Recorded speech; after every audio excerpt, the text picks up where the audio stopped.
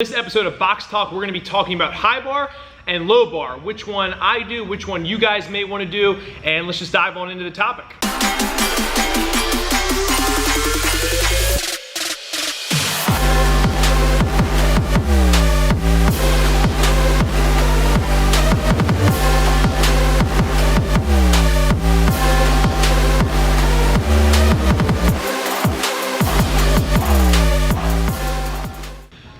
So diving right into it with the high bar. Now, first off, before we even get into it, I want to say that these are all my personal opinions with high bar, okay, and low bar, and how it's affected me in my training. So up until this point, I've squatted high bar my entire lifting career until Alan has started programming for me the last 6 months, okay? So I've been squatting high bar for 13 years, and that's been my main method for back squat training. Most Olympic lifters will also squat high bar, and I think this is because it closely mimics and transfers over to the front squat and the clean. Now, when you're doing a high bar, real quick, if you didn't know, the bar is gonna rest on your trap muscles, and as you're squatting, you're gonna have way more of an upright torso as you're descending down into the squat. Sometimes the knees may track a little bit further depending on the athlete, but for the most part, the bar path is actually gonna be the same high bar, low bar, but the muscles that will be engaged are gonna be a little bit different. Pros for me in terms of high bar, no doubt, has been quad development, okay? So from developing my quads in that aspect, high bar has just helped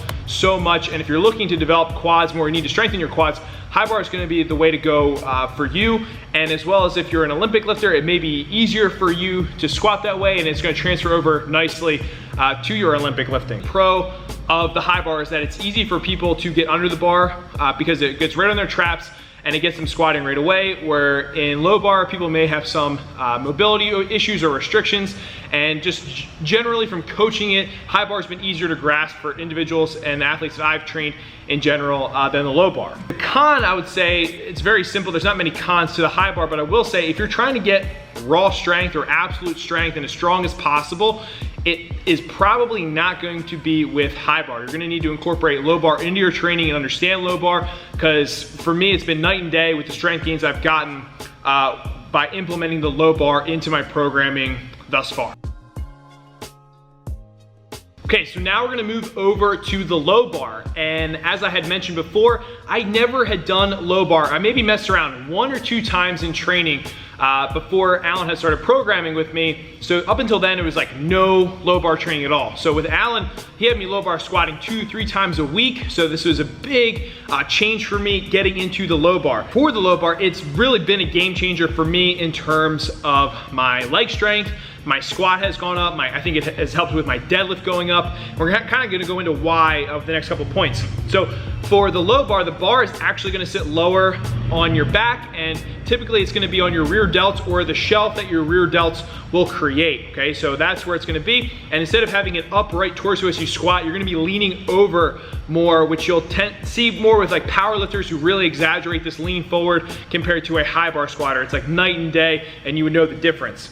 The pros of the low bar for me have been overall just strength gains that I've gotten from squatting with low bar, as well as more hamstring development. My hamstrings have gotten stronger and bigger because I've been using my posterior chain so much more. The other thing with the pro of the low bar has been going heavier. So I used to hear like people would say, oh, well, if you squat low bar, you're gonna squat way more. And I didn't really know if that was true or not, but for me, it's definitely been true. I would say my last year, my high bar squat was anywhere from like 550 to 560-ish. I didn't really truly know, but I'm squatting, 600 plus with a low bar. I'm feeling really good and comfortable with that. So you can definitely go heavier with the low bar. Now the cons of the low bar, because I think there are some cons, is that it's harder to keep the bar path, in my personal opinion, with a low bar. So there's such a margin for error if you kind of track off a little bit, or say the bar rolls up slightly, or it's not in the correct rack position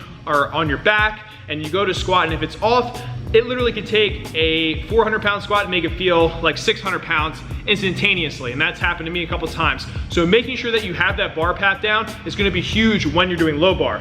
The other thing that I've developed from low bar has been elbow pain or elbow tendonitis. Now that could be from the frequency that I was squatting, so that's just variables that you're gonna have to play with, and it happens, okay? So you just gotta keep a heads up with that. And I would say also with the low bar is mobility can be an issue. So if you have clients or yourself and you have bad mobility, it's tough to get into that low bar position, you know, whether it's on your shoulders or it's on your elbows. So it may not be the best for everybody, okay? So those are kind of the pros and the cons that I have for the high bar and the low bar. So let's wrap it up with my thoughts in general on which is better or how to use them in your training. All right, just to wrap this entire thing up, high bar versus low bar, what do I think is better? Should you use one, the other, both? Well, here we go.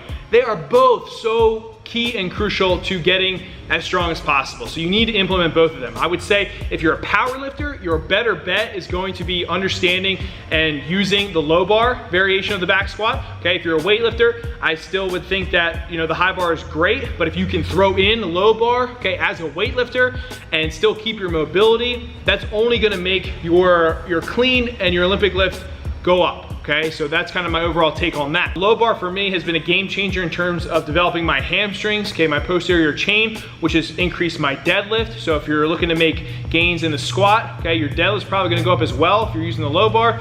And in the high bar, quad development, no doubt about it, okay? I'm doing more volume with high bar right now. My quads are feeling it. I can tell that they're growing, they're getting stronger. And over time, using both of them, your squat will go through the roof. So you need to incorporate both of them, high bar and low bar. There's my take on it. Hopefully you enjoyed this video. Make sure you subscribe to the channel. Tons of good stuff coming out, collaborations, videos, you name it. And I can't thank you guys enough for just supporting this. So hopefully you enjoyed this episode of Box Talk. Until next time, keep staying lean, mean, strong machines, and we'll check in then.